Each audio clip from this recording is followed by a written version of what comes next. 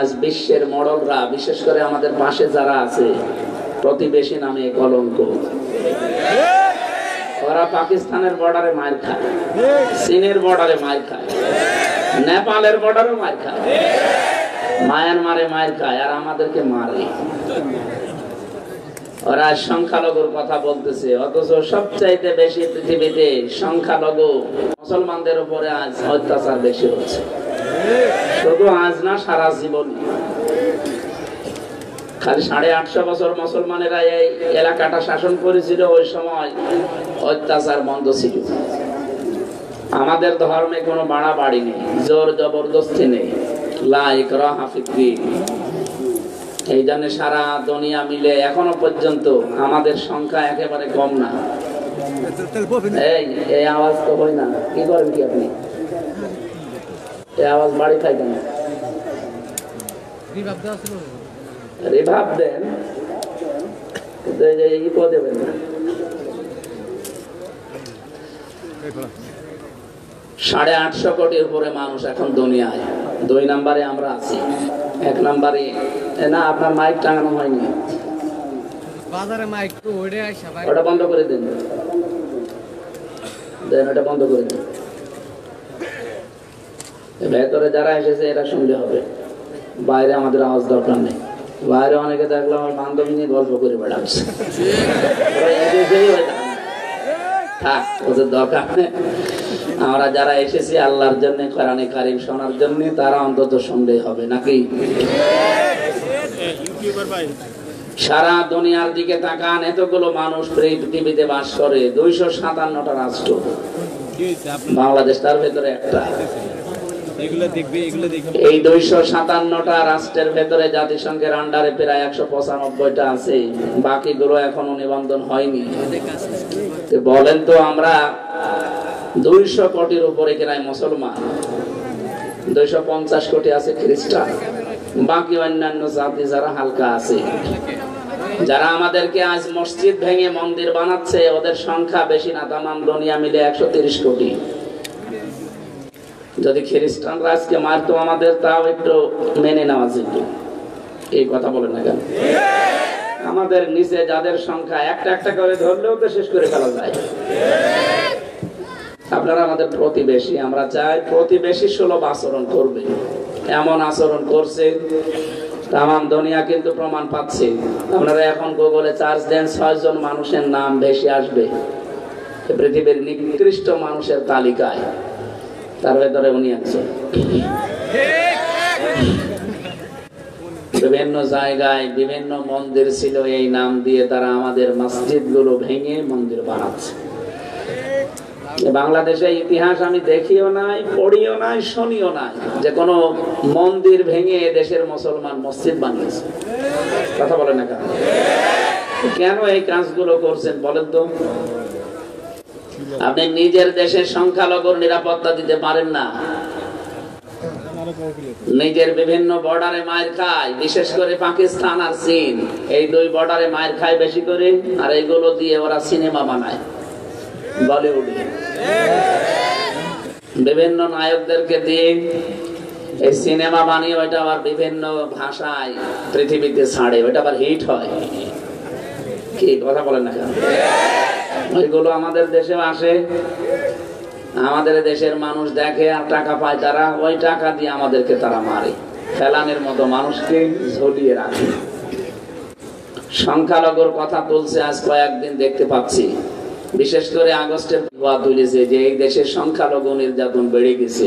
এই জন্য এ দেশের মানুষও চালাক আছে, জানে যে ওরা জাতে মাতাল হলো, তাহলে ঠিক আছে কাজ করবে। এই জন্য মুসলমানেরা বাধ্য হয়ে মন্দির পাহারা দিয়েছে। এই কথা বলে না কেন? নয়তো মন্দিরে যেহেতু শিরিক হয়, এটা পাহারা দেওয়ার দায়িত্ব আমাদের না। যাদের ধর্মীয় অনুষ্ঠান তারা পাহারা দেবে, যারা জানি কাজ করবে ওরা চাপিয়ে দেবে আমাদের। এই কারণে আমরা পাহারা দিয়েছিলাম মসজিদ গুলো, মন্দির গুলো। এই দেশে যদি মসজিদ পাহারা দেওয়া না লাগে, মন্দির পাহারা দেওয়া লাগবে কেন? আজকে জাতীয় হিন্দু বৌদ্ধ খ্রিস্টান ঐক্য ফ্রন্টের সভাপতি, ঐক্য পরিষদের না, ঐক্য ফ্রন্টের সভাপতি যিনি, সকালে দেখেননি বক্তব্য দিয়েছেন, বিজন কুমার সরকার। এই লোকটা জানাচ্ছে এই বাংলাদেশে সবচাইতে বেশি হিন্দুদের উপর অত্যাচার হয়েছে যারা ছিল তাদের কারণে। এদেশে বিএনপি, জামাত এবং অন্যান্য ইসলামী দল যারা আছে, বিশেষ করে আলেম ওলামা, এদের হাতে এই দেশের সব মানুষ নিরাপদ। হিন্দু মানুষ কথা বলছে আর আপনি ওখান থেকে শুধু হাওয়া ছাড়বেন আর এরা বিশ্বাস করে নেবে। তাম দুনিয়া এখন যেহেতু প্রচার হয়ে গেছে, প্রমাণও হয়ে গেছে, সবচাইতে বেশি অন্য জাতির উপরে, বিশেষ করে হিন্দুদের উপরে জুলুম অত্যাচার বেশি হয়েছে 15.5 বছরে। ইসকন নিয়ে যে কথা আসতেছে, ইসকন আসলে হিন্দু না, সরাসরি এরা হিন্দুরা না, এরা ইহুদি। এদের প্রথম যে প্রভুপাদ, আমরা সবসময় পেতেই বেড়ায়, নাম দেখেছেন শেষে প্রভুপাদ, এই লোকটা প্রতিষ্ঠাতা, একজন খ্রিস্টান, চার্চে লেখাপড়া করি, অথচ নিজের কিছু স্বার্থের কারণে, আপনি ইতিহাস সবগুলো আমার কাছে আছে, হিন্দুদের কিছু মানুষকে নিয়ে তারা বাংলাদেশের কয়েকটা জায়গায় শক্তিশালী নিম্নবিত্তের হিন্দু যারা, তাদের টাকা পয়সা কম, তাদেরকে এরা দলে ভিড়ায়। এই যে ঢাকার স্বামীবাগে পাশে যেহেতু মেথরপট্টি, কথা বলছে না কারণ, যে দেখেন এই মেথরপট্টি থেকে নিম্নমানের যারা, তাদের টাকা পয়সা দিয়ে এই দলে ভিড়িয়েছে। পঞ্চগড়, ঠাকুরগাঁওয়ে যারা, সিলেটে যারা চা বাগানে কাজ করে, নিম্নবিত্তের যারা, মৌলভীবাজারে, এদেরকে দিয়ে এই ভিড়িয়ে এই কাজ করছে। এরা আসলে হিন্দু না।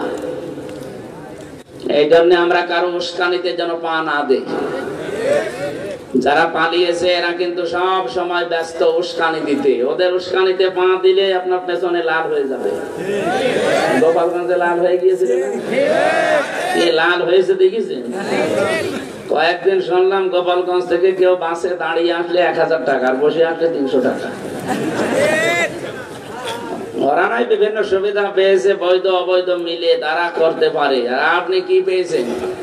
হ্যাঁ, আপনি যে তালে তাল দিয়ে এই বিশৃঙ্খলা তৈরি করার জন্য এখনো পর্যন্ত আপনি কাজ করে যাচ্ছেন। কি পেয়েছেন আপনি? আপনি শুধু লাশ পেয়েছেন। এই যে 2732 জন মানুষ মারা গেল, 2780 জন মানুষ এখনো হাসপাতালে, কারো হাত নেই, কারো পা নেই, কারো চোখ নেই, অন্ডকোষ উড়ে গেছে। এই মানুষগুলো তার মা বাবার কাছে, পরিবারের কাছে, সমাজের কাছে, এই দেশের কাছে একটা বোঝা না? কথা বলে না কেন? এই বোঝাটা দিয়ে গেল যে সে যদি আরো আগে চলে যেত, এই বোঝা, আপনি তো চলেই যাবেন স্বামীর বাড়ি, যান। ওনারা যেহেতু নেই, কথা শুনে, ওনারা নিজেরা বলতো না যে আমাদের স্বামী স্ত্রীর সম্পর্ক, এই জন্য বললাম যে আপনি যদি চলেই যাবেন স্বামীর বাড়ি, সাথে আবার শালি নিয়ে গেছে, যান, আপনি আরো কিছু নিয়ে যান, ছেলে মেয়ে যা এদেশে জন্মিয়েছেন সব নিয়ে যান। আপনি আমাদের বোঝা দিয়ে গেলেন কেন? কি কি বোঝা দিয়েছেন দেখেছেন? যারা মারা গেল তো গেল, কিন্তু এই বোঝাগুলো এখন কে টানবে? এই বাংলাদেশে তার পরিবার, পরিবার, পরিবার, সমাজ আর রাষ্ট্র কতটুকু দেখছে? এই যে বিশাল বোঝা, যার কারণে নবীজি এসেছে দিন খাদিজার কাছে, বলেছিলেন জাম্মিলুনি ইয়া খাদিজা, আমাকে ঢেকে দাও, আমি ভয় পেয়েছি। হযরতে খাদিজা ওই দিন কয়েকটা কথা স্বামীকে শুনিয়েছিলেন। তার 1 নম্বরে তিনি বললেন, কাল্লা, কখনোই না, আল্লাহি মা ইয়াখজিক আল্লাহু আবাদান, কখনো আল্লাহ আপনাকে ভয় দেখাতে পারে না। এই এদিকে তাকান, কখনো আল্লাহ আপনাকে ভয় দেখাতে পারে না। ইন্নাকা লা তাসিলুর রাহিমা, কারণ আপনি রক্তের সম্পর্ক ঠিক রাখেন। মেয়েরা যারা এসেছেন তাদেরকে বলছি এবার, আজ হাজারো স্বামী ইচ্ছা থাকলেও রক্তের সম্পর্কগুলো আজ ছিন্ন করছে। আমার সাথে সবচাইতে বেশি সম্পর্ক রক্তের আমার মা বাবা, আমার বোন ভাই, আমার চাচা চাচি, আমার ফুফু, এই কথা বলেন না কেন? এদের সাথে আমার রক্তের সম্পর্ক না? অথচ আজ আমি 100 ভাগ হক আদায় তাদের করতে পারি না, শুধুমাত্র স্ত্রীর কারণে। এরকম বহু দেশে আছে না নেই? অথচ নবীজির স্ত্রী খাদিজা ডাক দিয়ে বলছে, স্বামী আপনি ভয় পাবেন না। কেন ভয় পান? আপনি তো রক্তের সম্পর্ক ঠিক রাখেন। এই জন্য রক্তের সম্পর্ক যারা ঠিক রাখবে তাদের কোনো ভয় নেই। তাদেরকে জিন পরি পৃথিবীর কোনো ভয় তাদের অন্তরে আল্লাহ জায়গা দেবে না, থাকলে আরো দূর করে দেবে। এই জন্য আমরা আহ্বান জানাবো, যার যার সাথে যে সম্পর্ক আছে আরো অটুট করবে। কারণ রেহেম এটা আল্লাহর কুদরতি পা ধরেছিল। আল্লাহ পাককে ডাক দিয়ে বলে, রব্বুল আলামিন বিভিন্ন জিনিস তো তুমি তৈরি করলে, তার দায়িত্ব বলে দিলে, আমার সম্পর্কে কিছু বললে না। আল্লাহ পাক ওই দিন তাকে জানিয়েছে, রহিম হে রক্তের সম্পর্ক, আত্মীয়তা, দুনিয়াতে যারা তোমার সাথে সম্পর্ক রাখবে আমি আল্লাহর সাথে তাদের সম্পর্ক থাকবে। আর তোমার সাথে যদি কেউ সম্পর্ক কাট করে দেয় আমার সাথে তার সম্পর্ক আর থাকবে না, কাট হয়ে যাবে।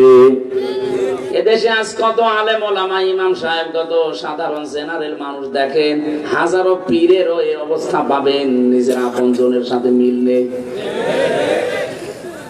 বাংলাদেশে বহু পীর সাহেবকে দেখছি তার আপন ভাই, চাচাতো ভাই, সৎ ভাই মামলা দিয়েছে জমি জায়গার কারণে, এখনো হাইকোর্টে মামলা চলছে।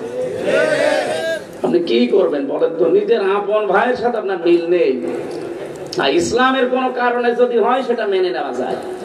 দুনিয়ার কোন স্বার্থ নিয়ে আপনি নিজের আপন বোনকে দেখতে পারেন না। ওই বোন জমি চেয়েছে এই কারণে দেখতে পারেন না। এক কথা বলছেন না কেন? আপনি কি মনে করছেন শুধু জুব্বা গায়ে দেওয়া, নামাজ পড়া আর এই রোজা রাখা ইবাদত? ওইটা আরো বড় ইবাদত। ওইটা না করলে বিভিন্ন ভয় আপনার কাছে এসে জমা হবে। স্ত্রী অভয় দিচ্ছে, ভয় পাবেন না, আপনি তো রক্তের সম্পর্ক ঠিক রাখেন। তাহলে আজ আমাদের স্ত্রীগুলো খাদিজার মতো যদি হতো, আমরাও পারতাম, সম্ভব হতো, আজ আমাদের মা বাবাকে আলাদা করে দিতাম না। বিভিন্ন জেলায় এখন বৃদ্ধাশ্রম তৈরি করছে, নাউজুবিল্লাহ। বৃদ্ধাশ্রম বানানো জায়েজ নেই। গত কয়েকদিন আগে কিশোরগঞ্জ গিয়েছিলাম, কিশোরগঞ্জ থানা, নীলফামারী জেলা। আমার নিয়ে গেল বৃদ্ধাশ্রম দেখতে। এই গোলে 20 জন মা বাবা, এই গোলে 20 জন বসে আছে। ওদের চোখের দিকে তাকিয়ে মনে হচ্ছে প্রত্যেকেই ছেলে মেয়ের জন্য বড়দোয়া করছে। কেন? ওদের মতো আমার ছেলে মেয়ে নেই। শেষ বয়সে এসে একটু শান্তিতে থাকবে, নাতি নাতনি নিয়ে একটু আনন্দ করবে না, এই বউটার কারণে এই সন্তান শেষ পর্যন্ত রেখে এসেছে বৃদ্ধাশ্রমে।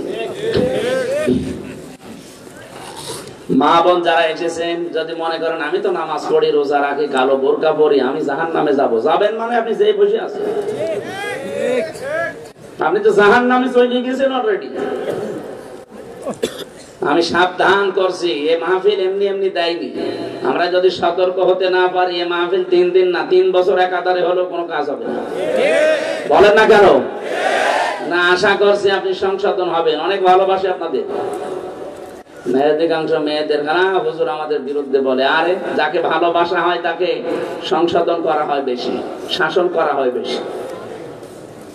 এই জন্য আহ্বান জানাচ্ছি, নবীর স্ত্রী খাদিজার মতো, এটা হাদিস, বিশ্ব নবী জানিয়েছেন, কোন স্ত্রী লোক যদি চায় যে আমার স্বামী বেশি দিন বেঁচে থাক, তার হায়াত বেড়ে যাক, তার সম্পদ, তার সন্তান, তার সম্মান, প্রভাব প্রতিপত্তি আরো বেড়ে যাক, বিশ্ব নবী বলেন সেই স্ত্রী যেন মাঝে মাঝে তাকিদ দেয়, স্বামী তুমি আর যাই করো অন্তত রক্তের সম্পর্কগুলো ঠিক রাখো। নিজের বোন আসলে কত রকমের কত কিছু করেন, স্বামীর বোন বাড়িতে আসলে কয় আপনার তো এরকম তোড় জোড় দেখা যায় না। আমি কি বেশি বলে ফেললাম? এই জন্য আশা করছি আপনি নবীর স্ত্রী খাদিজার মতো এই কথা আমাকেও বলবেন যে স্বামী ভয় নেই, আপনি তো রক্তের সম্পর্ক ঠিক রাখেন, ভয় পান কেন? 2 নাম্বারটা বলার জন্য আমি হাদিসটা বলেছিলাম, তাহমিলুল কাল্লা। বিশ্ব নবী বলেন আমার স্ত্রী আমাকে অভয় দিচ্ছে, স্বামী ভয় পাবেন না, আপনি তো মানুষের বোঝা বহন করেন, মানুষের ঋণের বোঝা, দুঃখের বোঝা, কষ্টের বোঝা গুলো আপনি বহন করে দেন, হালকা করে দেন বোঝা, আপনি ভয় পান কেন? এই জন্য মানুষের বোঝা যারা হালকা করে, বোঝা যারা বহন করে দেয়, বোঝা যারা নামিয়ে দেয়, এই মানুষগুলো নবীর উম্মত, তাদের ভয় নেই। অথচ 15.5 বছরে যারা দায়িত্বে ছিল, তাকান এওসি সাহেব সহ কত বোঝা আমাদের মাথার উপরে দিয়ে গেছে, বিনা কারণে একজন মানুষকে ধরে নিয়ে মিথ্যা মামলা দিয়ে মিথ্যা সাক্ষী দিয়ে বছরের পর বছর জেলে রেখে দিয়েছে, আবার টাকা দিয়ে তারা ছাড়িয়ে দিয়েছে। এই যে বিশাল বোঝা দিয়ে গেলেন আমার বাবার মাথার উপরে, ঋণের বোঝা, কষ্টের বোঝা, কত রকমের পেরেশানির বোঝা আপনি দিয়েছিলেন নিজেই বলেন তো। এখন আপনাকে জানলে বোঝাগুলো দিচ্ছে এমনি না, ওর শোধ তুলছে।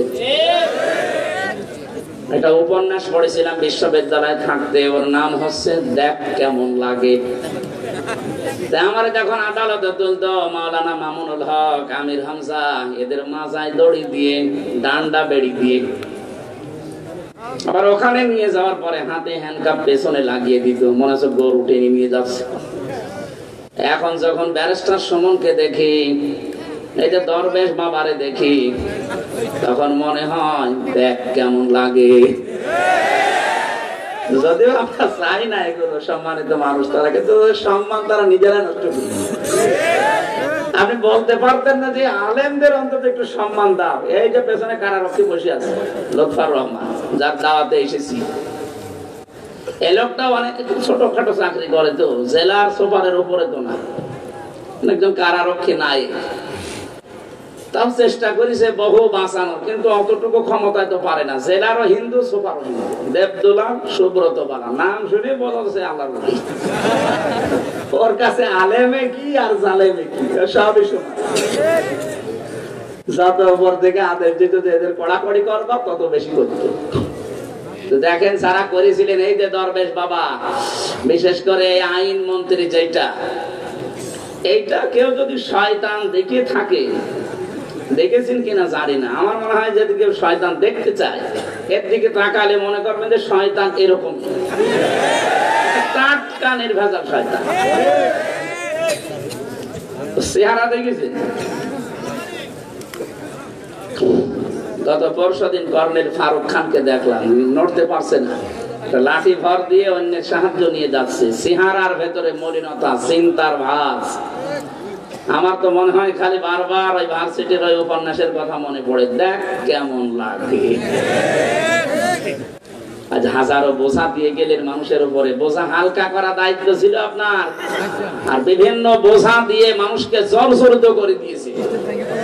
বলেন এক একজনের মামলা দিয়েছে কত। বিএনপির একজন ছিল, বাড়ি হচ্ছে বড়গুনা, 313টা মামলা। ও কবে হাজিরা দেবে আর কবে বের হবে বলে তো। এক একজনের নামে 530টা মামলাও পেয়েছি আমি। কি আশ্চর্য, কি তৈরি করেছিল, মনে হচ্ছে যে কিয়ামত পর্যন্ত আর কিছু হবে না, কিন্তু উপরে একজন বসে নেই। আল্লাহ পাক বলেন ওমাকারু মাকারা ওয়া মাকারনা মাকারা ওয়া হুম লা ইয়াশউরুন। সূরা নম্বর 19 নাম্বার পারা 20 নাম্বার পৃষ্ঠা 5 নাম্বার লাইনের 50 নাম্বার আয়াতে আছে। এটা আধুনিক যে তাফসীর গুলো পাওয়া যাচ্ছে এখানে পাওয়া যাবে। আল্লাহ নিজে জানাচ্ছেন ওরা ষড়যন্ত্র করেছিল, হে নবী আমি নিজে কৌশল অবলম্বন করেছিলাম, কিন্তু ওদের বুঝতে দেইনি। তাহলে কাফেররা করে ষড়যন্ত্র, আর আল্লাহ পাক ওদের এগেইনস্টে যেটা অ্যান্টিভাইরাস হিসাবে করে, ওইটার নাম কৌশল। নাম কি? আল্লাহ কি কৌশল করলেন দেখেন। আয়াতের পরবর্তীতে আল্লাহ জবাব দিচ্ছেন, যদিও এটা 1500 বছর আগের, আমার মনে হচ্ছে 2024 সালের 5 আগস্ট এটা নাযিল হয়েছে। ফাতিলকা বুয়ুতুহুম খাবিয়াতাম বিমা যালামু। আল্লাহ পাক বলেন একটু নজর করে দেখেন না কেন, এই সেই ঘরগুলো, এই সেই ফাতিলকা বুয়ুতুহুম। এক বচন দেয়নি, বহু বচন দিয়েছেন। বাইতুন না দিয়ে বুয়ুত দেওয়ার কারণ কি আমি বলছি। আল্লাহ এই আবার কথা বলেন কেন? কানে যেন আওয়াজ না আসে। আমি কোরআনে প্রবেশ করছি, কানে আওয়াজ আসলে কিন্তু বলে যাব। ফাতিলকা বুয়ুতুহুম, হে নবী এদের এই ঘরগুলোর দিকে একটু তাকান। খাবিয়াতান, আমি উজাড় গৃহ জনশূন্য করে দিয়েছি, পরিত্যক্ত অবস্থায় ফেলে দিয়েছি, বিমা যালামু, তাদের জুলুমের কারণে। কি বুঝলেন এতটুকু আরবি শোনার পর? আমি তাফসীরের ভেতরে যতগুলো কারণ পেয়েছি তার প্রথম কারণে যে সমস্ত জায়গায় পৃথিবীতে জুলুম হয় আল্লাহর বান্দাদের উপরে ওই জায়গা আল্লাহ অভিশপ্ত করে দেয়।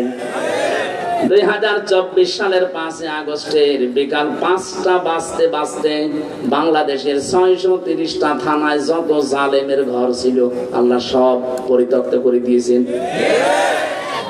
এর বাস্তব প্রমাণ আমার কুষ্টিয়ার হানিফের বাড়ি। বিকাল 5টা বাজতে বাজতে যে দেখি ইট খুলে নিয়ে চলে গেছে। অনেকে যখন ইটও পায়নি পায়খানার প্যান নিয়ে চলে গেছে। অথচ 5 তারিখের আগে কি জাঁক চমক ছিল, কি দাপট ছিল এই বাড়িটার। এখন হয়ে গেছে টয়লেট। মানুষ ওই রাস্তায় যাওয়ার সময় সে দেখে একটু চাপ দিয়েছে, কাজ করে চলে আসে। এটা কেন করে? এবার আমি একটা কথা বলছি, দেখেন মেলে কিনা। আমার মনে হয় এরকমই হবে। 2016 সালে একবার হজে গিয়েছিলাম। কাবা শরীফ তাওয়াফ করতে করতে দেখি ভালোই লাগছে, আনন্দ লাগে, কাবা দেখলেই ভালো লাগে। এখান থেকে উপরে গেলাম, যে দেখি কি গো, পেটে বিশাল যন্ত্রণা, ব্যথা করছে। এক পুলিশকে ডাকলাম, ইয়াখি তাল, এদিকে আসেন। কি এখানে কোনো ফার্মেসি আছে? কেন? আমি এতক্ষণ তো আমার ভালোই লাগছিল, হঠাৎ আমার পেটে প্রচন্ড ব্যথা করছে, আমি ঔষধ নেব। পুলিশ আমারে বলছে, ইয়া হাজি আল হুজ্জা দাইনা বিলাদুকা, হাজি দেশ কোথায়? যে তুমি বাংলাদেশ, বাংলাদেশ থেকে এসেছি। ওর ভাষা দিয়ে আমারে বলছে, হাজি আপনি জানেন না এটা কোন জায়গা? না তো। আবু জাহেলের বাড়ি। আপনি এখনো পায়খানা না করে দাঁড়িয়ে আছেন? তাড়াতাড়ি করেন। এই যে কোরআন শরীফ আমার সামনে, পায়খানা করে দেখে আমার পেটের ব্যথা ভালো হয়ে গেছে।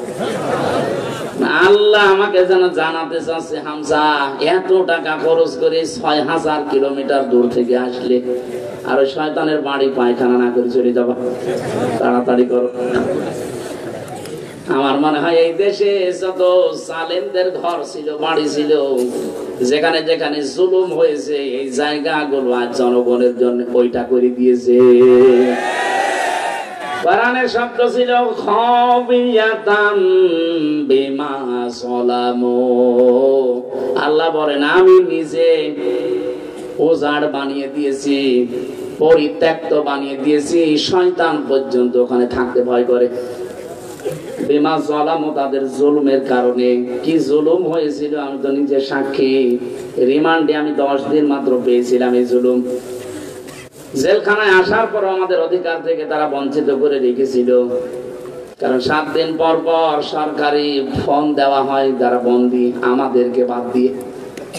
শুধু যারা আমরা ইসলামী লাইনের লোক বলছে না এদের দেওয়া যাবে না, তার ভেতরে আমি একজন।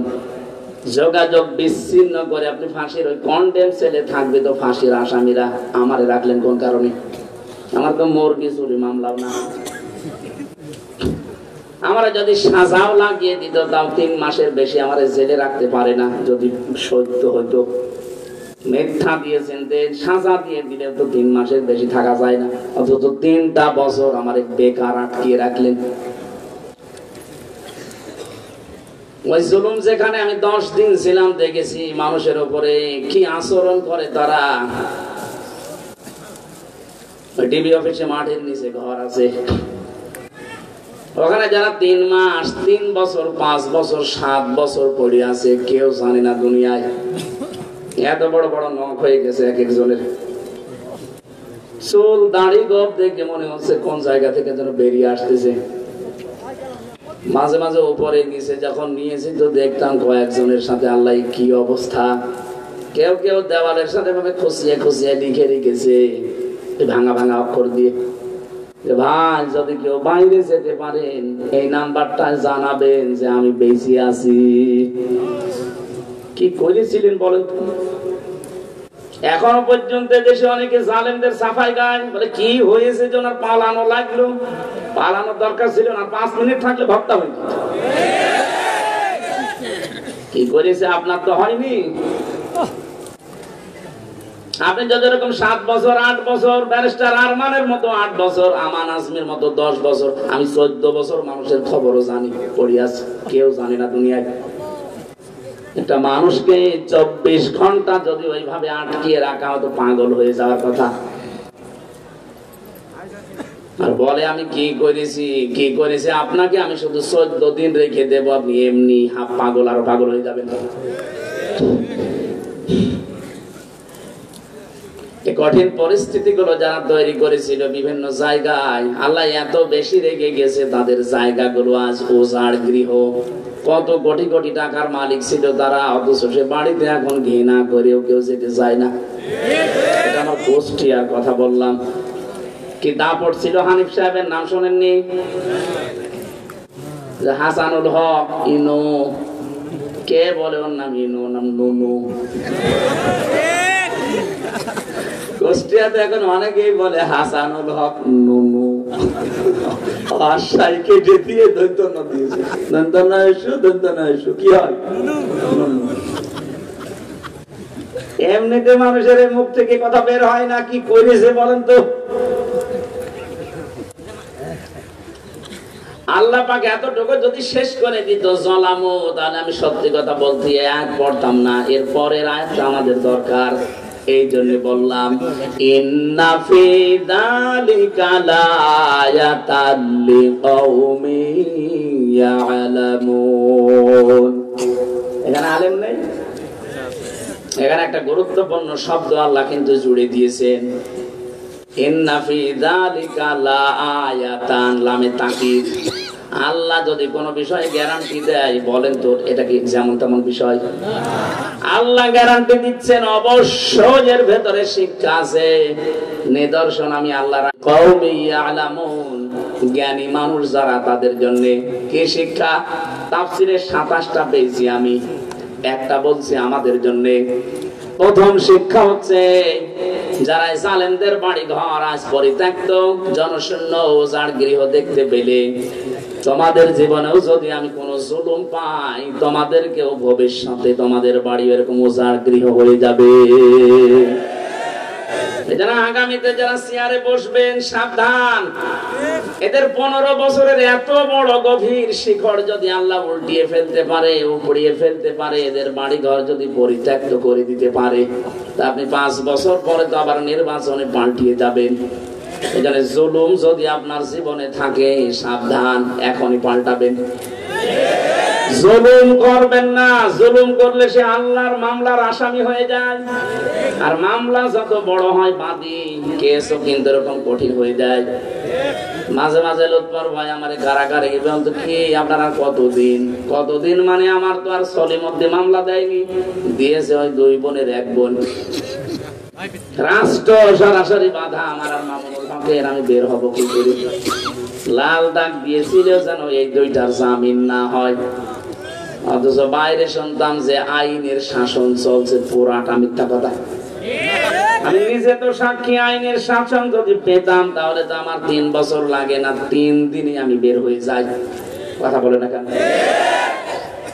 এখন আবার আরেকটা মিথ্যা ছড়াচ্ছে।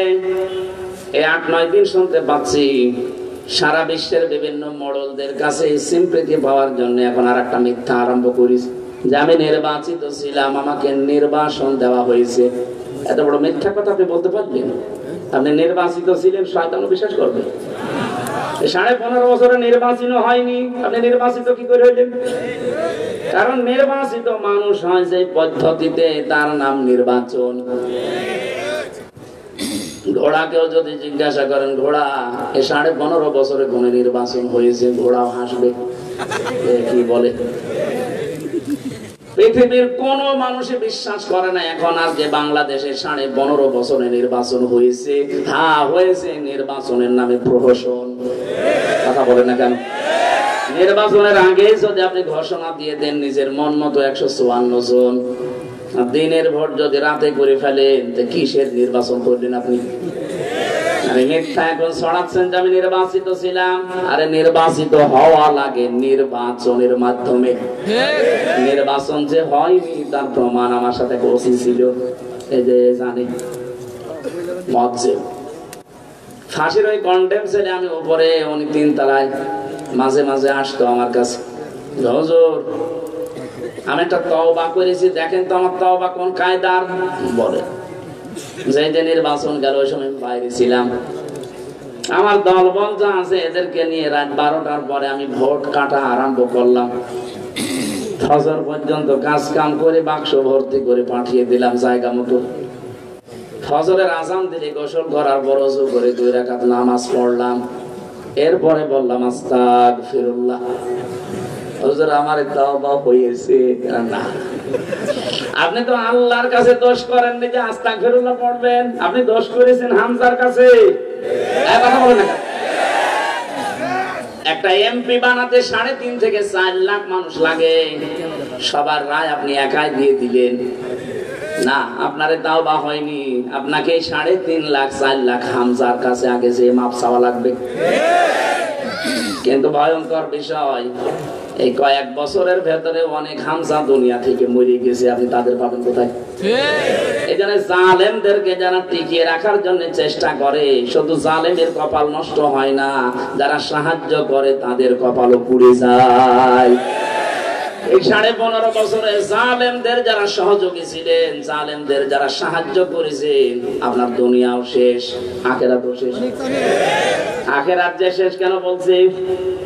আমার নিজের মামলা দিয়ে বললাম না যে আমার মামলার যদি সত্যি কোনো সলিমদ্দি দিত, ওর কত টাকা লাগবে? আমি আকিস গ্রুপের খতিব ছিলাম, কয় টাকা লাগবে আপনার?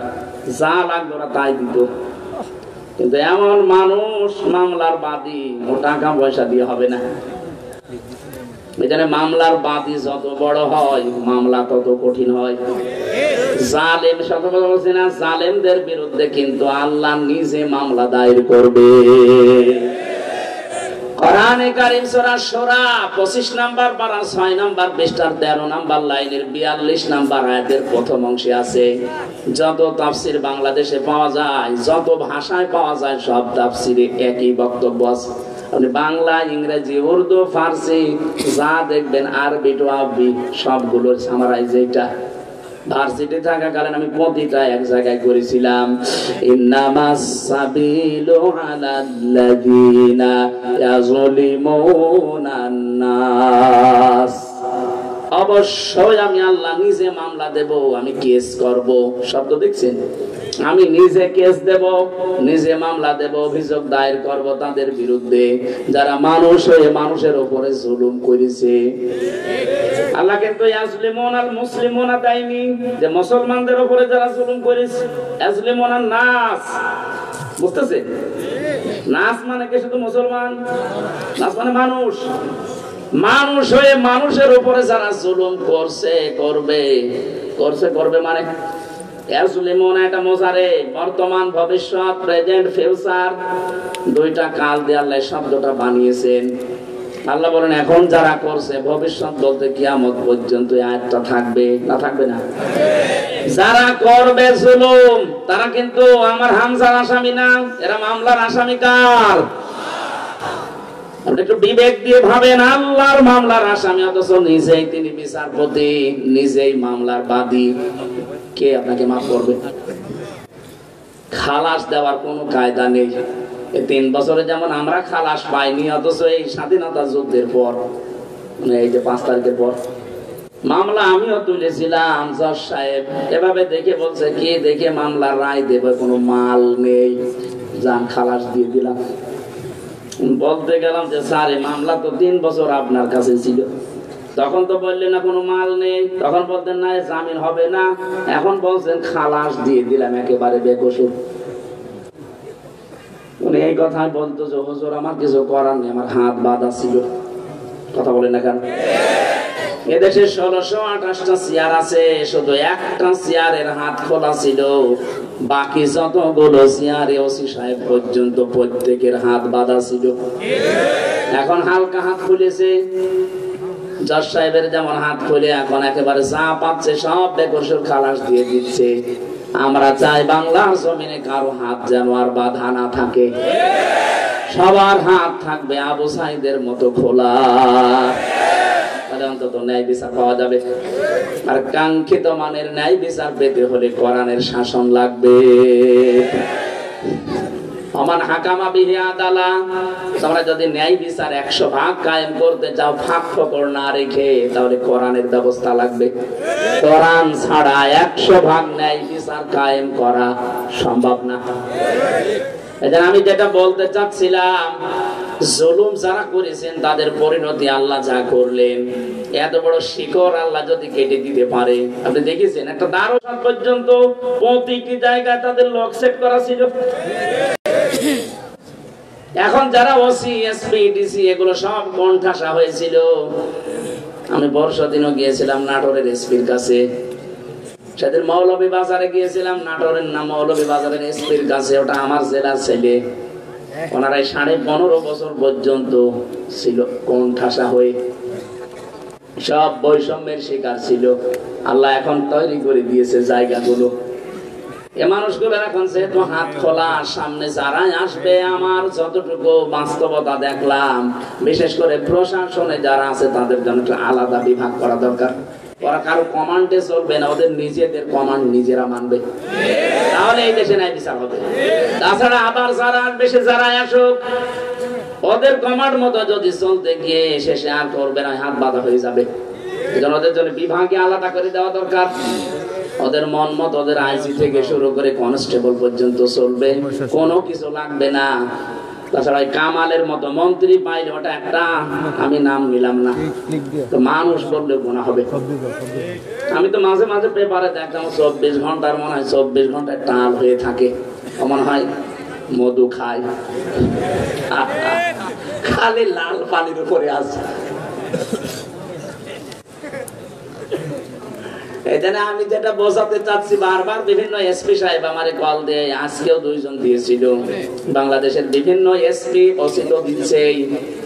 এসপিরা বলছে আপনি মাহফিলগুলোতে কথা তুলে ধরবেন যে আমাদের দেশে সাম্প্রদায়িক দাঙ্গা বলতে কিছু নেই। কয়েকজন আছে, উস্কানিতে পা দেবেন না, বিশেষ করে ফেসবুকের কথা বিশ্বাস করবেন না।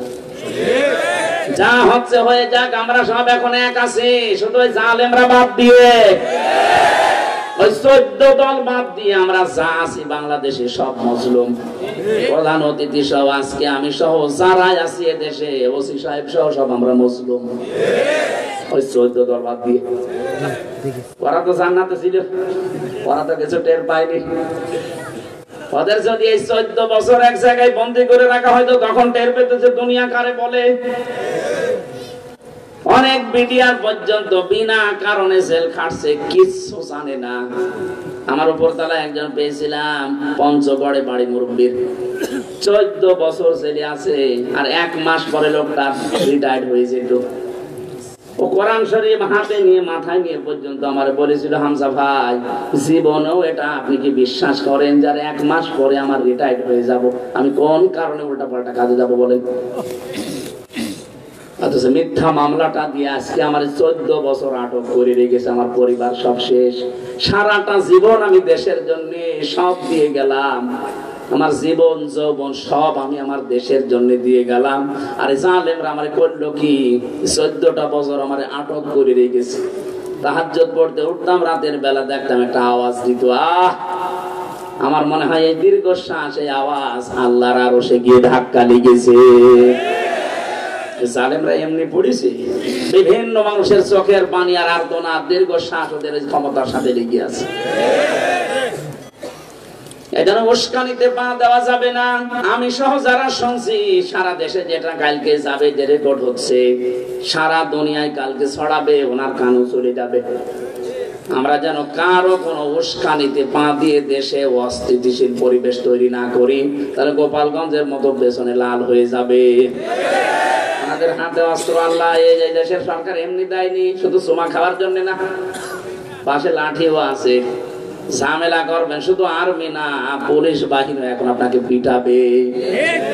এই জন্য সাবধান করলাম। আর ভুল হয়ে গেলে একবার ভুল করে মনে করছেন সংশোধন হয়ে যাব না। আমি জেলে দেখে 3 বছরে এইটা বুঝেছি যে অন্যায় করার পরে কেউ যদি ভেতরে যায়, ও মানুষ অনুশোচনা করতে করতে জীবন শেষ হয়ে যাবে, পাশে আর কাউকে পাবেন না। এই যে বিশ্বজিৎকে যারা হত্যা করেছিল, তারা পড়ে আছে, শাওন এখন আছে নাকি চলে গেছে? এখনো আছে। বিশ্বযুদ্ধে যেদিন কপিয়ে মারে ওই দিনও কিন্তু বলেছিল যে ভাই কিসের জামাত ইসলাম, কিসের শিবির, আমি মুসলমানই না। আপনি আমাকে শিবির বলে মারছেন, আমি তো মুসলমান না, আমি ফুল হাতা, আমি হাফ হাতাও না। আমরা কি হাফ হাতা। এই শব্দটা শুনেছিলাম জেলখানায় থাকতে। ওই সময় যে জেলার ছিল দেবদুলাল, ও ভেতরে আসলেই ভেতর থেকে আওয়াজ দিত আসতেছে ফুল হাতা।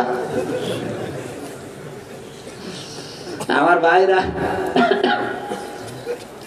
এই জন্য কারো উস্কানিতে, কারো প্রপাগান্ডায় কান দিয়ে, হাত দিয়ে, পা দিয়ে যদি একটা কিছু করে ফেলেন, সত্যি বলছে ওটা কিন্তু আর উঠে আসবে না। সারা জীবন আপনাকে চার দেওয়ালের মাঝে বসা লাগবে, কেউ সাহায্যের জন্য এগিয়েও যাবে না। এই জন্য আমরা সাবধান, যেন আইন শৃঙ্খলা যা আছে যেন অবনতি করে না ফেলি। নিজের কপালে নিজে কোড়াল মারছেন আপনি।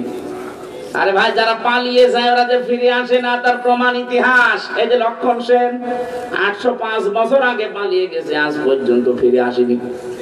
কথা বলছে না কেন? চেঙ্গিস খান, লক্ষণ সেন, হিটলার, যত বড় বড় নাম বললাম এরা কিন্তু একেবারে ছোট না। কত লক্ষ লক্ষ মানুষ এই গণহত্যার সাথে জড়িত এরকম ছিল তারাও। এরা তো তাও গণহত্যা করেছে, আর ওরা একেবারে সাফ করে দিয়েছিল 60 লাখ। এত বড় বড় পাওয়ারফুল মানুষ দুনিয়াতে একবার চলে গেছে, আর কোনদিন ফিরে আসেনি। আর আপনি ভাবতেছেন উনি আসবে, ও আস্তে আস্তে কবরে চলে যাবে। 805 বছরের ভেতরে যদি লক্ষণ সেন ফিরে না আসে, তার নাতি ফিরে আসবে কি করে? কথা বলে না কেন? এজন্য আশা করছে এরকম উল্টা পাল্টা ধ্যান ধারণা রাখবেন না। যারা পালিয়ে যায় ওদের সাহস নেই, এই জন্য পালিয়েছে। লোকে সৎ সাহস থাকলে পালাইতো না। মানুষের উপরে যারা বোঝা তৈরি করে দিয়ে যান, বোঝা হালকা না করে, আপনার উপরে আল্লাহ কিন্তু ডবল বোঝা চাপিয়ে দেবে। এজন্য আমার প্রথম কথা ছিল, এখানে আমরা যারা এসেছি শুধু মুসলমান না, যেহেতু টাঙ্গাইল, ঘাটাইল, এরপরে কালীহাতি, এই সমস্ত নাম শুনলে বোঝা যায় যে এখানে অন্য ধর্মের লোক আছে।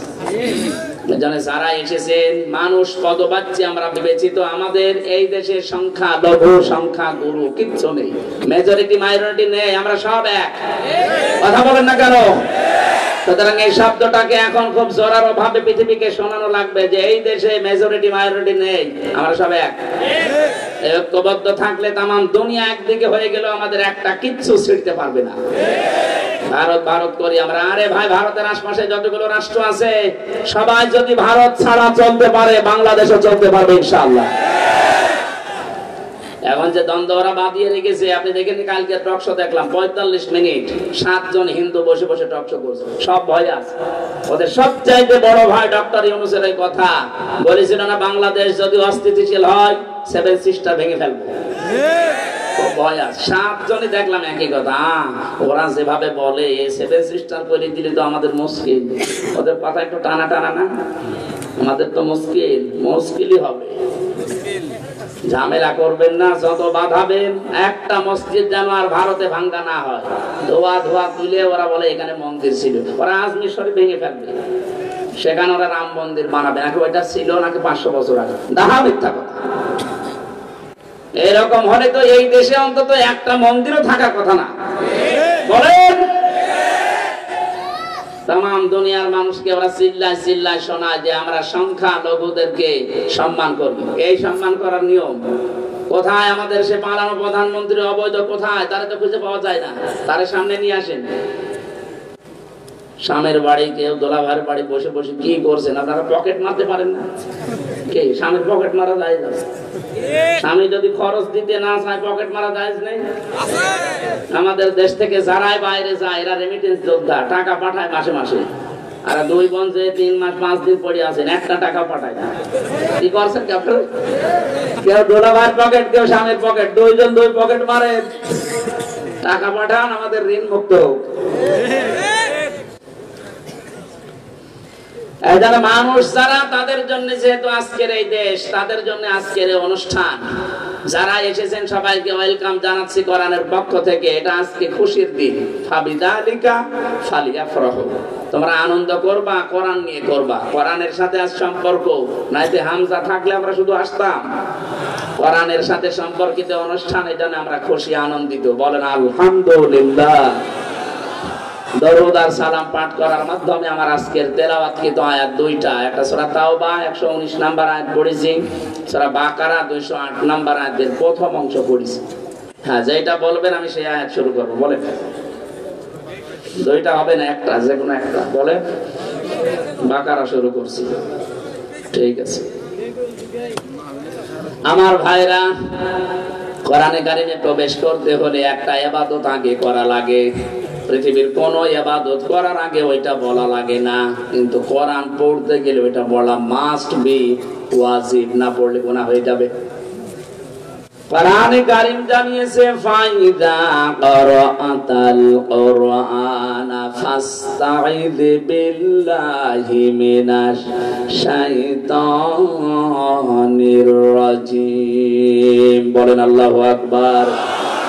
এখান থেকে একটা মাসলা জেনে রাখবেন, পৃথিবীর কোন ইবাদতে আউযু বিল্লাহ না পড়লে ইবাদত হবে না, এমন আমি কোরআন হাদিসে পাইনি।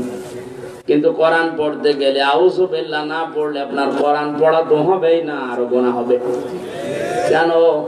কারণ দুনিয়ার কোন ইবাদতে শয়তান মানুষকে এত ধোঁকা দেয় না কোরআনের কাছে আসলে যত ধোঁকা দেয়। শয়তান ভালো করে জানে কোরআনের কাছে যদি মানুষ আসে আর আল্লাহ যা বলতে যায় মানুষ যদি বুঝে ফেলে, তাহলে আমি শয়তান করবো কোথায়?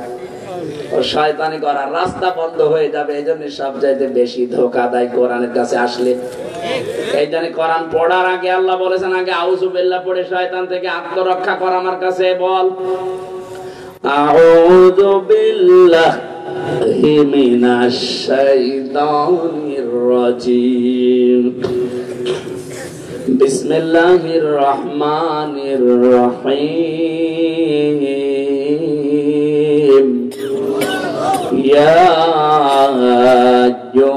আইয়ুহাল্লাযীনা আমানু দুখুলু ফিস-সিলমি কাফা। সাদাকাল্লাহুল আযীম। কোরআনে কারীমের তাফসীর করতে হলে সামনে যে 13টা জিনিস রাখা লাগে, উসুলে তাফসীরের নিয়ম হচ্ছে তার আগের আয়াত পরের আয়াতের সাথে সম্পর্ক কি, এটা আলেমরা জানবে। এরপরে মাতৃভাষায় অর্থ করা লাগে, শুদ্ধ তেলাওয়াত করে শোনানো লাগে। এখান থেকে ঐতিহাসিক প্রেক্ষাপট কি আছে, শানে নজরুল ব্যাকগ্রাউন্ড কি আছে এইটা। এরপরে এখানে শিক্ষা আল্লাহ কি দিতে চান, এখান থেকে শিক্ষা নিয়ে আপনি বাড়ি পর্যন্ত কি নিয়ে যেতে চান, এইগুলো এই আয়াত থেকে বের হবে। তাহলে প্রথম শব্দটা কোরআনে কারীমের এই আয়াতের ভেতরে সিলমুন বা সালমুন। ইয়া আইয়ুহাল্লাযীনা আমানু উদখুলু ফিস-সিলমি, আসল শব্দ এটা। এই যে সিনের উপরে যদি কেউ জবর দিয়ে পড়ে সালমুন হয়, বাংলা অর্থ হয় শান্তি। আর সিনের নিচে জের দিয়ে পড়লে বাংলা অর্থ হয় ইসলাম। আল্লাহ এখানে ইমানদারকে ডাক দিয়ে শান্তিতে প্রবেশ করো না ইসলামে প্রবেশ করো। ইসলামে খুব ভালো করে শুনবেন, যত অ্যাক্টিভ হবেন এখান থেকে কিছু বের করতে পারবেন। আমি সব বাদ দিয়ে দিচ্ছি, কারণ আমার রাত 10টার পরে জেগে থাকা নিষেধ। তারপরও আর একটা অনুষ্ঠান আছে আমার এক স্যারের, এই জন্য খুব তাড়াতাড়ি, যত তাড়াতাড়ি শর্টে পারা যায় এটা আমি সামারাইজ করে বুঝিয়ে ওই জায়গায় পাবনা আটঘরিয়া। আমার মনে হয় ও ছাতা যেতে যেতে ফজরে আজান দিয়ে দেবে। তারপরও বিশ্ববিদ্যালয় স্যার তো ডক্টর গোলাম রব্বানী, গোলাম মাওলা আমার সাথে যে এসেছে ওনাদের স্যার, আমার ম্যাডাম পড়তো ওনার কাছে দাওয়া বিভাগে। এখন কি করবো, ভার্সিটির স্যার কথাও ফেলা যায় না, এদিকে আমিও পারি না, স্যারও ছাড়ে না। আল্লাহু আকবার, এরকম হয়ে গেছে। আজকে দিনের বেলা আবার সেই কালী হাতি ছিল, এখন আবার এইটা, এরপরে রাতে ওইটাতে। আমার তো বেশি থাকা লাগবে। ওনারা ভেতরে তো চিকিৎসাও দেয়নি, কারারক্ষে বসে আছে, জিজ্ঞাসা করেন ও ভেতরে যে ডাক্তার আছে ও সব রোগের এক ডাক্তার। আপনি যে কথাই বলেন, কেউ যদি বলে আমার মাথা ব্যথা ও যা দেয়, কেউ যদি বলেন নুনু ব্যথা। আমি একজন পেয়েছিলাম নিচতলায় থাকতো, ওর সেই লজ্জাস্থান ফুলে এইরকম মোটা হয়েছে। ও মহিলা ডাক্তার তো, যে বলছে যে ম্যাডাম এই দেখে, বলছে ওইরকম হয়। ওই ছেলে এসে আমাদের কাছে বলছে হুজুর, আমি দেখালাম বের করে যে এই দেখেন কি, ও ম্যাডামে আমরা বলছে যে ওইরকম হয়। কি করবো বলেন তো, তো কমে না ফোলা। ভেতরে বুঝলাম যে যেরকম ডাক্তার 10,000 মানুষ 4 জেল মিলে, ডাক্তার একটা করবে কি, যে যা যায় ওই একই পড়ে গিয়ে দেয়। এই জন্য মাথা ব্যথাও যা, পেটে ব্যথাও যা, অন্য ব্যথাও যায়, সব ব্যথার একই পড়ি। আমাদের চিকিৎসা আসলে ভেতরে ছিল না। আমার অবস্থা খুবই খারাপ ছিল। আলেমদের সাথে ছিলাম, যেহেতু মাওলানা মামুনুল হককে একটু পড়া করি, আমারও পড়া করি। মাথা থেকে শুরু করে বলে যে ডায়াবেটিস হয়ে গেছে, 19 চলছে ডায়াবেটিস। অথচ ভেতরে যাওয়ার আগে আমার ডায়াবেটিস কি এরকম জানতামই না। রোগ গুলোতে ডাক্তার এখন বারবার বলছে আপনি রাত জাগবেন না, সর্বোচ্চ রাত 10টা 10:30টায় ঘুমিয়ে পড়েন, না কিন্তু আবার অসুস্থ হয়ে যাবেন। 10 দিন হাসপাতাল পড়েছিল। কিন্তু আপনারা তো তোলেনি, দেরি করে। মাদ্রাসার মাহফিল গুলো বেশিরভাগ হয়, এরা তোলে কালেকশন রাত 9টা 10টায় তোলে, শেষে 11টা 11:30 বেজে যায়। আগামীতে মনে করছি আল্লামা সাইদি সাহেবের মতো নিয়ম করে নেব, মাহফিল নিলে এসার পরে তুলে দেবেন, রাত 10টায় মাহফিল শেষ। যদি কেউ করতে পারে তার মাহফিল দেবো, তাছাড়াও ছাতা দিয়ে আমার তো বেঁচে থাকা লাগবে। যে গরু দিয়ে চাষ করে খাবেন, গরুই যদি মরে যায় কি করে চাষ করবে? এই জন্য আমার বাঁচা লাগবে। আমি সামারাইজ করছি, তাফসীর করতে গেলে 1-2 ঘন্টা 5 ঘন্টা না, যত কথা এক একটা শব্দে, যার যত যোগ্যতা বেশি সে তত তথ্য ওখান থেকে বের করতে পারবে। আমরা দেখি কতদূর পারি, আমি ছোট মানুষ। আল্লাহ ডাক দিয়েছেন এখানে ইমানদারকে, কোন বেঈমানকে ডাক দেননি। এই জন্য বেঈমান যদি থাকেন আপনি চলে যান, কারণ আপনার জন্য এটা না। হয়তো 2জন চলে যাচ্ছে বেঈমান, বেঈমান 2টো চলে যাচ্ছে, ওদের জন্য যেহেতু আজকে না, হয়তো আবার বসে পড়িস। বসেন বসেন। আগে আমরা আয়াতের প্রথম শব্দের একটু তাফসীর শুনি তো। নবীজিকে জিজ্ঞাসা করছে, হে নবী, আল্লাহ যে 89 জায়গায় ইয়া আইয়ুহাল্লাযীনা আমানু, ওহে যারা ঈমানের দাবিদার তারা শোনো, এই কথা বললেন। আমার যে ঈমান আছে আমি কিভাবে টের পাবো? নবীজি বললেন, ইদা সাররাতকা হাসানাতুকা ওয়া সাআতকা সাজ্জিআতুকা ফাআনতা মুমিন। যখন তোমার ভালো কাজগুলো তোমাকে আনন্দ দেবে, অন্যায় কাজ করলে তোমার ভেতর থেকে একটা বাধা আসবে, তখন বুঝবে তোমার ঈমান আছে। জেলখানায় যেহেতু সব চাইতে বেশি কষ্টে ছিলাম, সব চাইতে বেশি কষ্টের ভেতরে আপনাদের লুৎফর প্রথম দিন যাওয়ার পরে আমারে খাবার দিয়েছিল।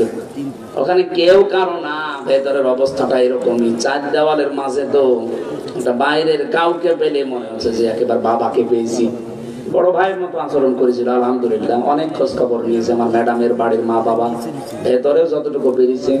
আল্লাহ যেন সর্বোচ্চ প্রতিদান তাকে দান করেন। আর তার কারণে কিন্তু আজকে আমার এখানে আসা, তাছাড়া আমার এখানে আজকে আসার কথা ছিল না। আমাদের এখন যিনি ডিএমপি কমিশনার ঝিনাইদহ বাড়ি, সাজ্জাদ হোসাইন, স্যার পর্যন্ত ডেট চেয়েছিল ওনার ঝিনাইদহ, আমি দিতে পারি না, স্যার আমার খালি নেই। কিন্তু ওই স্যারের কথা আপনাদের শোনা লেগেছে। আমার মনে হয় আপনারা কি নারাজ নাকি? ঠিক আছে,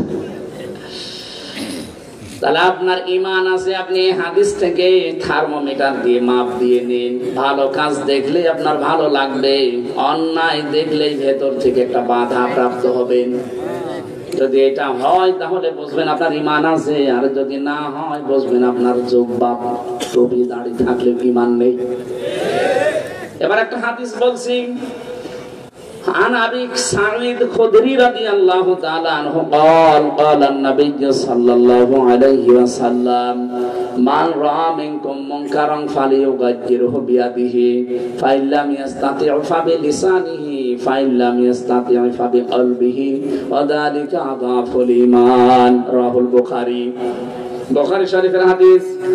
হযরত আবু সাঈদ থেকে বর্ণিত, নবীজি বলেন, যখন কোনো অন্যায় কাজ দেখবা, শরীয়ত বিরোধী, মানবতা বিরোধী, তখন হাত দিয়ে বাধা দিবা। হাত মানে এই হাত না, এটা আমার হাত হতে পারে, কিন্তু ওসি সাহেবের এই হাত না, ওনার আইনের হাত। এক কথা বলছেন না কেন? এটা পাওয়ারের হাত, ক্ষমতার হাত, আইনের হাত, টাকা পয়সার হাত, এই গ্রামে প্রভাব প্রতিপত্তির হাত। অন্যায় দেখলে আপনি ওইটা বাধা দেবেন আপনার আইনের দ্বারা, হাতের দ্বারা, ক্ষমতার দ্বারা, প্রভাব দিয়ে। ওসি সাহেবের জন্য হাতের অন্যায় বাধা দেবে কি দিয়ে? উনি বাইরে থেকে যে দেখছে কনস্টেবল একজনকে ধরে পিটাচ্ছে, ওনার কিছু করা লাগবে না, শুধু যদি সামনে যে দাঁড়ায় বলে ওই বেটা কি করিস, এমনি বন্ধ হয়ে যাবে। কারণ ওনার যে চেহারা, ওনার যে চেয়ার, ওইটার একটা দাম আছে না নেই? চেয়ারটা আল্লাহ ওনাকে দিয়েছে, এটা ওনার আমানত। এই আমানতটা ব্যবহার করা লাগবে ওই জায়গায়। তাহলে ওই জায়গায় অন্যায় দেখার পর উনি যদি আরো খুশি হয়, তাহলে উনি নামাজ পড়ে আসলো, রোজা রেখে আসলো, হজ করে এসেছে, সব আছে, কিন্তু ওনার ঈমান নেই। ওনার নাম দিয়ে উদাহরণ দিলাম এই কারণে, সারা দেশে যে যেখানে আমরা আছি, অন্যায় দেখলে সেটা শরীয়ত বিরোধী, সমাজ বিরোধী, মানবতা বিরোধী যদি হয়, সাধ্য মতো আপনার হাত মানে আইন, ক্ষমতা, পাওয়া, শক্তি, এগুলোর দ্বারা বন্ধ করা লাগবে। এটা যদি আপনার আয়ত্তে না থাকে যেন আমি পারলাম না, তাহলে প্রতিবাদ করা লাগবে মুখ দিয়ে। এইটাও যদি অপারগ হয়ে যান, না পারেন, তাহলে অন্তরে দ্বারা ঘৃণা করা লাগবে, পরিকল্পনা করা লাগবে কি করে অন্যায় বন্ধ করা যায়। নবীজি বলেন যালিকা দাফুল ঈমান, আদা ইসলে তাফসীল। এইটাও যদি কেউ না করে, আল্লাহর নবী বলেন তার ঈমান নেই, ওটা একটা বেঈমান। আর 15.5 বছরে কত জুলুম, কত অত্যাচার, নির্যাতন হয়ে গেল। কত বড় বড় পীর সাহেবকে দেখেছি, ওরা শুধু ঘোমটা দিয়ে বসে আছে, কিন্তু অন্যায় প্রতিবাদ করে নাই।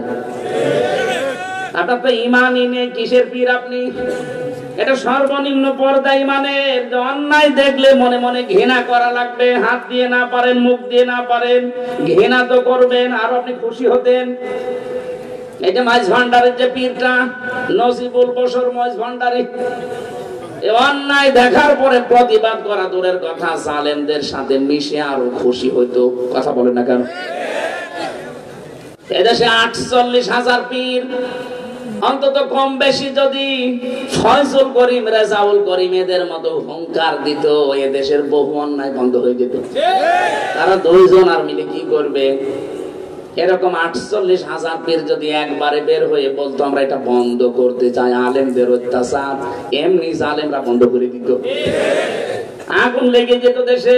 না, উনি বসে বসে জিকির করছে, হু হু, কি হবে তোর হু? তাতে ঈমানই নেই।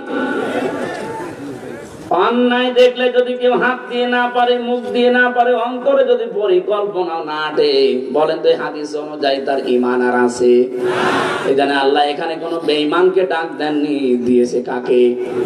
আরো জোরে বলেন, ইয়া আইয়ুহাল্লাযীনা আমানু, ওহে যারা ঈমানের দাবি করো তারা শোনো, কি? উদখুলু ফিস সিলমি কাফা, ইসলামে প্রবেশ করো, আংশিক না পরিপূর্ণ। কিভাবে? এবার আমার প্রশ্ন আপনার কাছে, যদি মন দিয়ে শুনে থাকেন, আমি কিন্তু প্রশ্ন করবেন পরে। আল্লাহ বলেন পরিপূর্ণভাবে ইসলামে প্রবেশ করো। আপনি যে পরিপূর্ণভাবে ইসলামে প্রবেশ করেছেন তার প্রমাণ কি? 5টা প্রমাণ আছে। আপনি যখন দেখবেন যে 5টা চিহ্ন আমার ভেতরে পাওয়া যায়, 5টা আলামত আমার ভেতরে পাওয়া যায়, তখন বুঝবেন আমি ইসলামে পরিপূর্ণ প্রবেশ করেছি। কয়টা? বলেন বলেন। এবার আপনি নিজের সাথে মিলাবেন, আসলে আপনি ইসলাম আর আংশিক না পূর্ণাঙ্গ? আপনাকে কিন্তু কাফা দিয়েছেন আল্লাহ, আংশিক হলে হবে না, পুরোপুরি ইসলামে ঢোকা লাগবে। কথা বলে না কেন? ইসলামে ঢুকেছেন তার প্রমাণ কয়টা? আরো জোরে আর একবার বলে। 1 নম্বরে আত্মসমর্পণকারী হবেন। এখন আত্মসমর্পণ করবেন কোথায়? দাদাদের কাছে।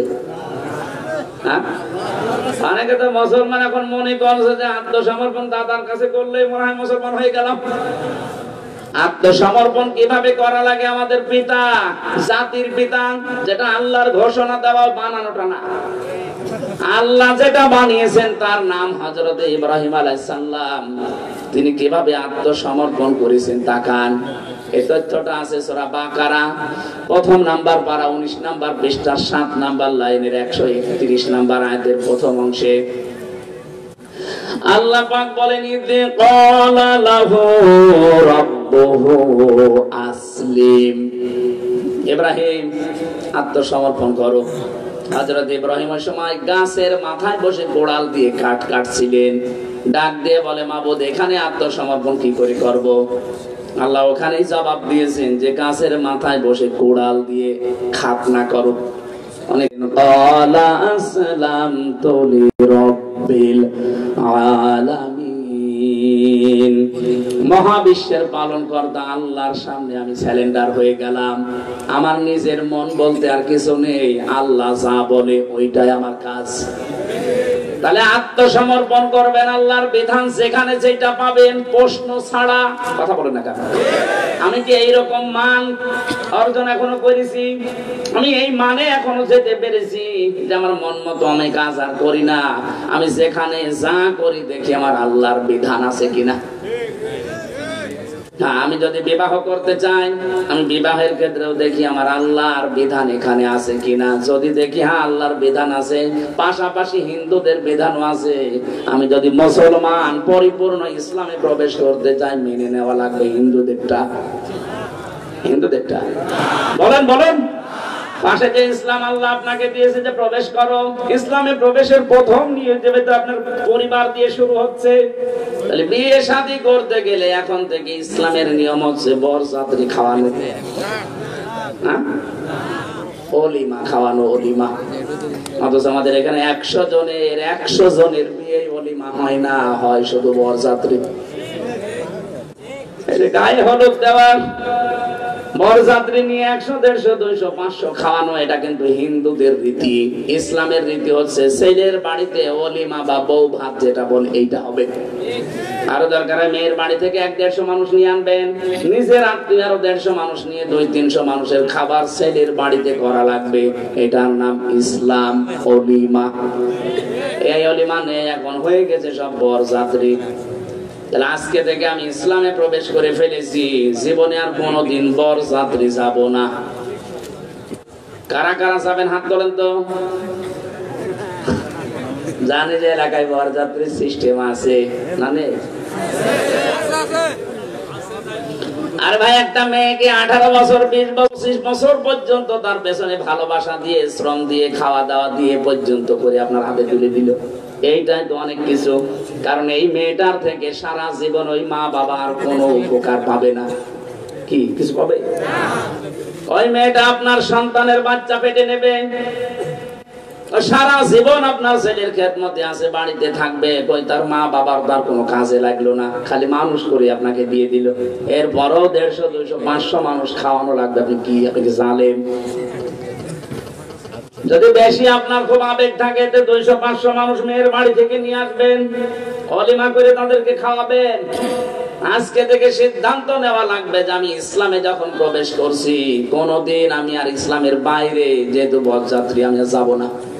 আমি অলিমার দাওয়াত দিলে আসি। কথা বলে না কেন? এরপরও বরযাত্রী যাবেন কারা? আমার মনে হয় ওয়াজ মনে হয় আজকে শেষ। এইটাও যদি মেনে নিতে পারেন, হাজারো মেয়ের বাপ অন্তত একটু বাঁচবে। বারবার বলছি কারণ আমার ছেলে নেই, আমার 3টা মেয়ে, আমার তো বাঁচা লাগবে না ভাই। আমি ইসলামের নিয়ম বললাম, এখন মানবেন কি এটা আপনার বিবেকের ব্যাপার। আজকে থেকে সত্যিই কি অলিমায় যাবেন না বরযাত্রী যাবেন? ঠিক আছে। হযরত ইব্রাহিম আমাদের জাতির পিতা, এবং প্রথম কাজ কি করলেন? তিনি ইসলামে যে আত্মসমর্পণ করলেন। ওয়াসা বিহা ইব্রাহিম বানিহি ওয়া ইয়াকুব ইয়া বানিয়া লাকুমুদ দিনা ফালা তামুতুন্না ইল্লা ওয়া আনতুম মুসলিমুন। সূরা বাকারার 132 নম্বর আয়াত। ইব্রাহিম আত্মসমর্পণ করার পরে তিনি এই কাজ আরম্ভ করেছিলেন। আল্লাহ পাক বলেন ইব্রাহিম এবং ইয়াকুব এই দুইজন তার সন্তানদেরকে ওসিয়ত করেছিলেন। খুব ভালো করে শুনবেন। তারা দুইজন নবী দুইজনই সন্তানদেরকে ওসিয়ত করেছে। প্রথম ওসিয়ত ছিল তাদের এই, ইয়া বুনাইয়া, হে আমাদের কলিজার টুকরা সন্তান, ইন্নাল্লাহ হাসতাফা, অবশ্যই আল্লাহ মনোনীত করেছেন, চয়ন করেছেন, নির্বাচিত করেছেন, পছন্দ করেছেন তোমাদের জন্য লাকুমুদ্দিন, একটা দিনকে। কি এখানে লাকুমুদ্দিন পর্যন্ত বলেন, তোমাদের জন্য একটা দিনকে আল্লাহ মনোনীত করেছেন। এই দিন মানে রাতের পরে যেটা আসবে ওইটা বলেন। আল্লাহ পাক বলেন এই দিন কাকে বলে জানো? ইন্নাদ-দীনা ইনদাল্লাহিল ইসলাম, আমার কাছে একটা দিন মাত্র পছন্দনীয়, তার নাম ৪,৫০০ ধর্ম এখন দুনিয়ায় আছে। ৪,৫০০ ধর্মের ভেতরে মাত্র একটা ধর্ম আল্লাহর কাছে পবিত্র এবং পছন্দনীয়, তার নাম ইসলাম। বাকি ৪,৫০০-এর একটাও আল্লাহ পাকে দুনিয়াতে পছন্দ করে না, মনোনীত না। যেটা রেকর্ড হচ্ছে কালকে সারা দুনিয়া যাবে, এটা শুধু মুসলমানদের কাছে না, অনেক মানুষকে আমি দেখেছি একটু মনোযোগ দিয়ে শুনলে ওই মানুষগুলো শেষে ধর্মে এসে যায়। কয়েকদিন আগে যশোরের এক কলেজের অধ্যাপক, উনি বিসিএস ক্যাডার, সরকারি কলেজের, ওনারে বললাম, স্যার আপনাকে আমি মুসলমান হওয়ার জন্য তাকিদ দেই না, আপনার মুসলমান হওয়ার দরকার নেই, শুধু আমার এই আলোচনাটা একটু শুনবেন। ওনার আমি ভরে দিলাম এই মোবাইল থেকে, মোবাইলে দিয়ে বললাম এটা আপনি শুনবেন, আর পড়া কোরআন শরীফটা 3 মাস একটু বাংলা পড়বেন। আপনি যদি আরবি পারেন না, বাংলাটা একটু বুঝে বুঝে পড়বেন। বিসিএস ক্যাডার তো লোকটা পড়া পড়িছে, 3 মাস পরে দেখি নিজেই মুসলমান হয়ে গেছে। এটা রেকর্ড হচ্ছে, অনেক মানুষ অন্য ধর্মের শুনবে, যদি তাদের বিবেকটা হালকা কাজে লাগে ওই অধ্যাপকের মতো তারাও ইসলামী আলো পেয়ে যাবে। আজকে আমি দুপুরবেলা একজন মুসলমান বানালাম, এই যে কালীহাতিতে, ছেলেটা শিক্ষিত মানুষ, ওর আমি টার্গেট দিয়েছিলাম যে কোরআন শরীফ পড়বেন। কোরআনে কারিমটা আপনি বাংলায় পড়েন, অনেক কর্মকারী হিন্দু কোরআনে কারিমটা ভালোভাবে আয়ত্ত করার পরে ওর নিজে আর কন্ট্রোল রাখতে পারে না। যুবক মানুষ, এই 22-23 বছর বয়স হবে, এখনই মুসলমান হয়ে গেল, বাবা মা আত্মীয় স্বজন এখন সব তার সাথে, তাকে ডাক দিয়ে বিবেকটায় ডাক দিয়ে বলেছে না ৪,৫০০ ধর্মের একটাও মেলে না, শুধু ইসলাম বাদ দিয়ে। আল্লাহ পাক বলেন, মাইয়াবতাগি গায়রাল ইসলামি দীনান ফালা ইউকবালা মিন ওয়া হুয়া ফিল আখিরাতি মিনাল খাসিরিন। সূরা আলে ইমরান 3 নাম্বার পারা 20 নাম্বার পৃষ্ঠা 4 নাম্বার লাইনের 85 নাম্বার এটা তাফসিরে ফি জিলালিল কোরআনে আছে। আল্লাহ পাক বলেন, দুনিয়াতে যে কেউ ইসলাম বাদ দিয়ে অন্য কোন ধর্ম দিয়ে, জীবন ব্যবস্থা দিয়ে যদি আল্লাহকে রাজি করতে চায়, ফালা ইউকবালা মিন, মজার আগে লান আসলে অর্থ হয় কখনোই হবে না। আল্লাহ বলেন কখনো ওর জীবনের কোন ইবাদত বন্দেগী আমি আল্লাহ কবুল করব না। ও ভাইরা, অন্যান্য ধর্মে যারা আছেন আপনারা ভুল করছেন, একটু বিবেকটা কাজে লাগান। যাকে রাজি করতে চান আমরাও তাকে চাই। আপনারা হয়তো উপরওয়ালা বলেন, আপনারা গড বলেন, আর আমরা আল্লাহ বলি, বিষয় একই। যাওয়া লাগবে যেহেতু সবাই একখানে, এজন্য ভুল করে চলে গেলে আফসোস করবেন। আপনার বিবেকের কাছে প্রশ্ন রাখলাম, ৪,৫০০ ধর্মের মানুষদেরকে বলছি ফিরে আসেন, একটু বিবেকটা কাজে লাগাবেন। আপনার মতো বহু মানুষ আমি নিজেই দেখেছি পাল্টিয়ে গেছে। লরেন বুথ, টনি বেলাওয়ারের শালিকা, এ মেয়েটা অনার্স মাস্টার্স করা, পিএইচডি ডিগ্রি নেওয়া হোল্ডার। এ মেয়েটা এসেছিল ইরানের তেহরান বিমানবন্দরে। খ্রিস্টানরা তাকে কোটি কোটি ডলার দিয়ে পাঠিয়েছে যে মুসলমানদের ঈমান ধ্বংস করা লাগবে। টাকা শাক নিয়ে এসে নেমেছে। একজন মুসলমানকে ডাক দিয়ে বলছে, এদিকে আসেন, আমি মুসলমান হব না, কিন্তু আমি ইসলাম জানতে চাই। কি পড়লে ইসলাম জানা যাবে সেই বই আমারে দেন। আপনারা কেউ যদি বলে যে আমি মুসলমান হব না কিন্তু ইসলাম জানতে চাই, তার অধিকার আছে না? কি দেবেন আপনি বলেন? মুসলমান শুধু কোরআন শরীফ দেয়নি, 6টা হাদিস গ্রন্থ দিয়েছে, তাফসির দিয়েছে। লরেন বোধ পুরাটা পড়েছে, তাও পড়ার মতো আনাকম জানাকম না, বুঝে বুঝে পড়েছে। 53 জায়গায় লাল দাগ দিয়েছে। সংবাদ সম্মেলন করে বলছে মুসলমানেরা গ্যারান্টি দেয় তাদের কোরআনে লা রাইবা ফি কোনো ভুল নেই। আমি 53 জায়গায় ভুল ধরতে পেরেছি। সাংবাদিকরা আনন্দ নিয়ে এটা প্রচার করবে, কারণ খ্রিস্টান সাংবাদিক। ডাক দিয়ে বলছে কি আপনি কি পেয়েছেন? আমি কি পেয়েছি এটা পরে বলি, আমি কিন্তু মুসলমান হয়ে গেছি আজকে। কে বলেন আপনি? তামাম দুনিয়ায় খ্রিস্টান ধর্মের মানুষ বেশি, আর আপনি নিজেও একজন খ্রিস্টান, আর আপনি একজন মুসলমান হয়ে গেলেন। মানে মুসলমানের কোরআনে আমাকে আজ 3 বছর আগে তুলে দিয়েছিল, পড়াটা আমি একেবারে বুঝে বুঝে বুঝে বুঝে পড়েছি। শেষে দেখলাম 53 জায়গায় লাল দাগ দিয়েছি। ঠিক যেখানে লাল দাগ মারি দেখি তারপরে আয়াতে ওর জবাব আল্লাহ 1500 বছর আগে দিয়ে দিয়েছে। আমার নিজের জীবনের ভুল ধরা পড়ে গেছে, এখন আমি আর ও ধর্মেই থাকলাম না, আমি কালেমা পড়ে মুসলমান হয়ে গেছি। এত বড় শিক্ষিত মেয়ে লোক যদি কোরআনে কারিম 3টা বছর স্টাডি করে নিজের ধর্ম বাদ দিতে পারে, আমাকে আমি গ্যারান্টি দিচ্ছি আপনি একটু বিবেকটা কাজে লাগাবেন। আমি জোর করি না, কারণ আমাদের ধর্মে জোর নেই। কথা বলে না কেন? এটা আপনার ব্যক্তিগত ব্যাপার। আমাদের ধর্মে লা ইকরাহা ফিদ্দিন, কোনো জবরদস্তি নেই। কিন্তু একটু পড়েন, একটু বুঝে বুঝে পড়ার চেষ্টা করেন। আপনাকে বাধ্য হবেন আপনি এই ধর্মে ফিরে আসতে, কারণ দুনিয়ার কোন ধর্ম আল্লাহ পাক নিজে বানাননি, ওগুলো সব মানুষের বানানো। আমাদের জাতির পিতা ইব্রাহিম এবং ইয়াকুব, এই 2জন নবী তার সন্তানদেরকে ইসলামে প্রবেশ করার প্রথম ধাপ শেখাচ্ছেন যে আল্লাহ পাক মনোনীত করেছেন একটা দিন, তার নাম আরো জোরে, এটা বাদ দিয়ে অন্য কোন দিন দিয়ে আল্লাহকে পাওয়া যাবে না। সুতরাং তোমরা সাবধান। ওয়া ফিল আখিরাতি মিনাল খাসিরিন। ইসলাম বাদ দিয়ে যারা বিয়ে করেন, ইসলাম বাদ দিয়ে যারা ব্যবসা করেন, ইসলাম বাদ দিয়ে যারা বাণিজ্যে যান, সবগুলো মাঠে মারা যাবে, একটাও ইবাদত হিসাবে কবুল হবে না। অথচ নামাজ যেমন ইবাদত, বিয়ে শাদী ওই রকম ইবাদত। এই কথা বলছেন না? ব্যাংকিং ব্যবস্থা অনেকে আমরা বুঝি না, অথচ ব্যাংকিং ব্যবস্থা ইবাদত। এই যে অর্থনীতি, এটা ইবাদত না?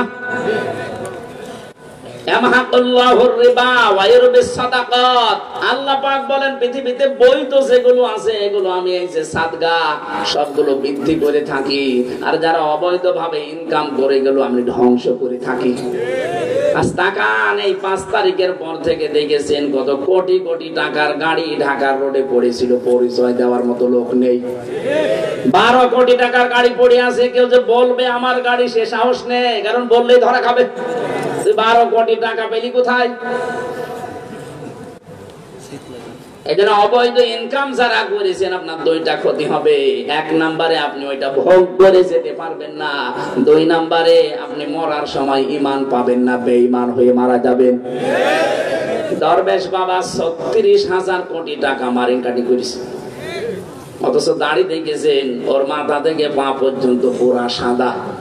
উপরের গুলো দেখতে মনে হয় সাদা, মনে হয় ভেতরেও সাদা। কথা বলছেন না কেন? এইরকম একটা লোক যদি 7টা ব্যাংক থেকে 36,000 কোটি টাকা মারিং কাটিং করে, যেগুলো ধরো বেশ ধরেছে, ওগুলোর অবস্থা কি? এক মন্ত্রীর বাড়ির সংখ্যা শুনেছি 620টা। কয়েকদিন আগে মালয়েশিয়া ছিলাম, ওখানে যে দেখি সাহেব পাড়া। কানাডায় আছে বেগম পাড়া, এখানে বানিয়েছে সাহেব পাড়া। যে হোটেলে, সিঙ্গাপুরে, মালয়েশিয়া, থাইল্যান্ডে যে হোটেলে উঠে দেখি শয়তান বের হচ্ছে। কি গো, 5 তারিখের আগে পালিয়েছে। কি করলেন? আপনারা টাকা পয়সা নিয়েও যেতে পারলেন না, ভোগ করতে পারলেন না। মারা যাওয়ার সময় কি হবে? আপনি হাসেন, কুকুরের মতো মানুষ পেটিয়ে মারবে। কালকে আগসি কমলগঞ্জের ঘোষণা দিয়েছে, বাংলাদেশে যদি কেউ, কমলগঞ্জ না কোন থানা দেখলাম, ঘোষণা দিয়েছে দেশে যারা জুলুম করেছে ওদেরকে যদি নিশ্চিতভাবে ধরিয়ে দিতে পারেন, আমি পিটিয়ে আদামারা করে ফেলবো। ঠিকই বলেছি। আমার মনে হয় এগুলো যদি সামনে জারি থাকে, আগামীতে যারা আসবে তারা চিন্তা ভাবনা করে চালাবে, পুলিশ আর পুলিশ নেই।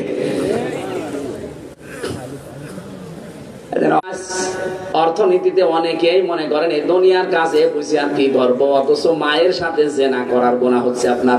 এটা গ্রাম অঞ্চল তো, এই যে টাকা ছেড়ে রাখে অনেকে, মাসে মাসে 1000 টাকা দিলে 1100 টাকা পায়, 100 টাকা করে বেশি এলাকায় নেই।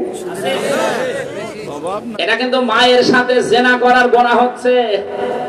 এগুলো যারা করছেন আজকেই ছেড়ে দেবেন। কারা কারা ছেড়ে দেবেন হাত তোলেন তো।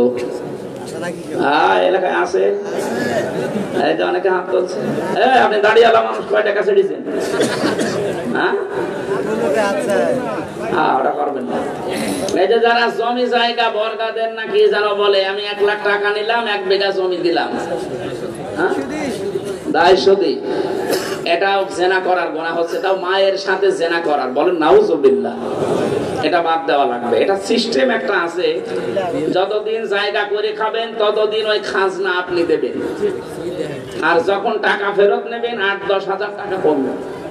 1 লাখ টাকা যদি নেই, 2 বছর 5 বছর চাষ করছে, 5 বছর পরে 1 লাখে 5,000 10,000 টাকা, 8 থেকে 10,000 এটা কম নেওয়া লাগবে। আমি জানি আপনি মানবেন না, বলবেন লস হয়ে যায়। আর একটা পদ্ধতি আছে, একটা জমি 1 বিঘা দিয়ে দিলেন, বছরে বছরে 8-10 হাজার টাকা তাকে দেওয়া লাগবে। এটা ঠিক আছে, কারণ 1 বছরে 1 বিঘা জমিতে 8-10 হাজার টাকা কামাই করা খুব কঠিন না। এই কথা বুঝতেছেন?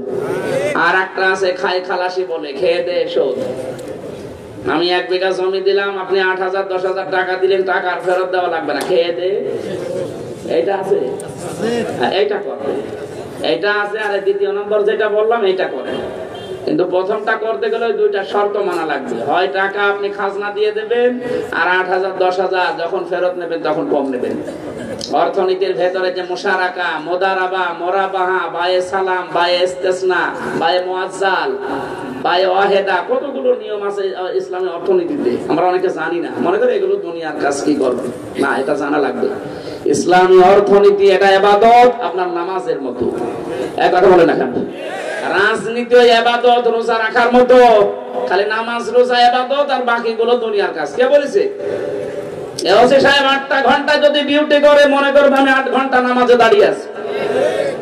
ওনার পুরো 8 ঘন্টা না, ওসি যেমন পুলিশের তো 24 ঘন্টায় ডিউটি। আমার মনে হয় পুলিশ 24 ঘন্টায় ইবাদতের সওয়াব পায়, যদি সঠিকভাবে দায়িত্বটা পালন করে। আল্লাহ রাব্বুল আলামিন ইসলামে আমি প্রবেশ করেছি, তার প্রথম হচ্ছে আমি দিন মতো চলবো পুরাটা, আমি আত্মসমর্পণকারী। 2 নাম্বার আমার ইখলাস লাগবে। কি লাগবে? 3 নাম্বার আমার আকীদা শুদ্ধ হওয়া লাগবে। 4 নাম্বারে আমার চরিত্র উন্নত হওয়া লাগবে। 5 নাম্বারে আমার লেনদেন স্বচ্ছ থাকা লাগবে। অনেক ফেরেশতার মতো মানুষ দেখতে হয়, দোকানে বাকি খেয়েছে, জীবনে আরো সামনে দিয়ে যায় না, রাস্তায় পাল্টিয়ে ফেলে। না, লেনদেনে স্বচ্ছ থাকা লাগবে ভাই। এই 5টা বিষয় দুনিয়ায় আপনি দেখাতে পারেন, তাহলে আপনি বিশ্বাস করতে পারেন যে হ্যাঁ, আমি ইসলামে প্রবেশ করেছি। আল্লাহ আমাদেরকে আয়াতটা বাস্তব জীবনে সেট করার জন্য তৌফিক দেন, আমিন। আর ওই অনুষ্ঠান না